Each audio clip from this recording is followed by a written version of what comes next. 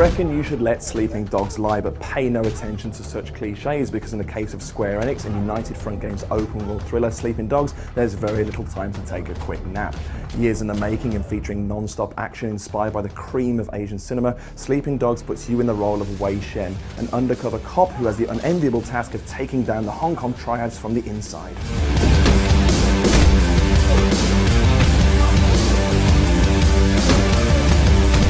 I'm here at Square Enix's London HQ, where some lucky members of their community have been invited to get some hands-on time with the game before anyone else. Not only that, but they'll have the fortune of being pestered by me for their opinions. Before interrupting their valuable game time, however, I caught up with Al Cornish from Square to see how the game's shaping up.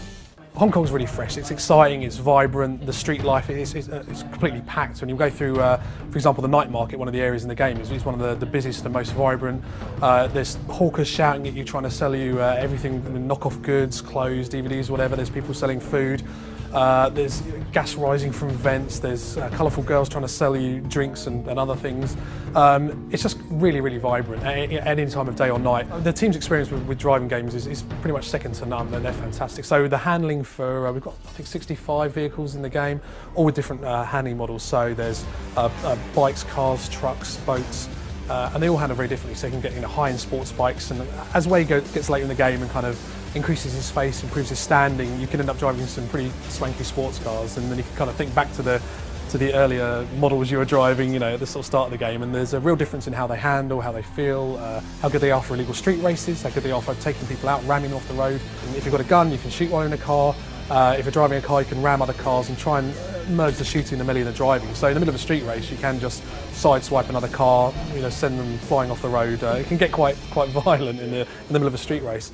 There's a lot of the improvisation that you see in some of the old kind of Jackie Chan classics, where we use anything in the environment, and Tony Jaa does it as well. You mentioned him previously, not just in terms of how you can kind of get away from opponents or outmaneuver them, but also just how you can hurt people. So Wei's very capable in and of himself. He can break limbs, kick people on the ground, tackle them, kind of do almost MMA style spear tackles and break their jaws. But he can also use the environment. He can throw people's heads into fans, use table saws, burn people's faces on stoves, use almost anything. And as well as objects that you've kind of specifically tagged up with special kind of kill animations around them, you can also sprint and just throw enemies at any time under ragdoll, and you can smash them into the corners of walls, throw them into oncoming traffic, pitch them over the edges of railings to fall to their deaths. There's so many different ways of expressing yourself in combat. So one of the things we try to do is keep everything flowing together, so you never have to kind of go into a shooting mode or a melee mode, by sort of swapping out special equipment or pressing a sort of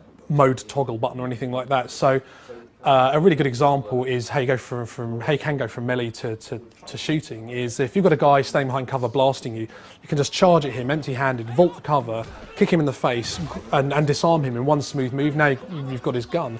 With that gun, obviously, you can take cover, you can blind fire from cover, aim fire from cover, you can vault over cover and go into a kind of slow-mo mode and get some really nice, slick action headshots. But you can also, if someone comes up behind you, can turn around, pistol whip them, kick them. There are combos even while you've got weapons in your hands.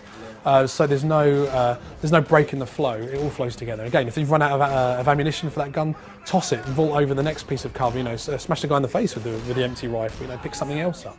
So community days like this are great to experience. Real people playing the game, see how they got on with it, what they love. See what really tickles them. Is it the story? Is it the combat? Is it the which aspect of it? The free running.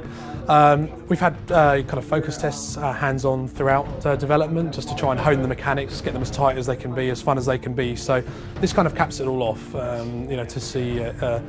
At this stage, putting the kind of consumer demo in people's hands and seeing how they respond. So yeah, it's a great kind of end to the project, almost end. I think the thing that might make it stick out the most for me is the story. I think it's very rare that there's been a lot of attempts to kind of do the true crime story, but I think they might have kind of the winning formula. I really like the combat system. It's not like a traditional shooter as you'd expect from an open world game. They kind of tend to be together, but it's a free flow system similar to the Batman series. So yeah, and lots of contextual moves against environments.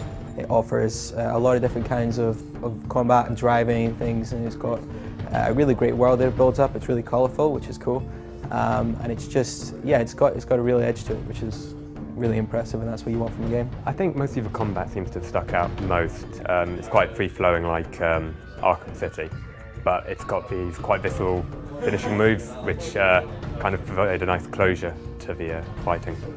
I'd like to have been a chance to have play with the driving and maybe the shooting mechanic, to get a better idea of overall, but so far, looking good. I try to go to as many of these sort of events as possible, which is why I'm always paying attention to like all the publishers' Facebook feeds. Yeah, no, it's a great opportunity to like get the game, like get your hands on the game a bit early and sort of talk to the developers and kind of get a feeling that like you're seeing some of the magic happen at the time. Like things are still a bit of a state of flux, and yeah, it's just really nice to go to an event where you know you can talk to someone and have a really interesting conversation about the game you just played.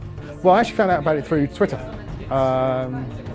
Square Enix saying we've got an event, would you like to come, fill out this form and we'll see if we let you in. I was lucky enough to get the message saying yes.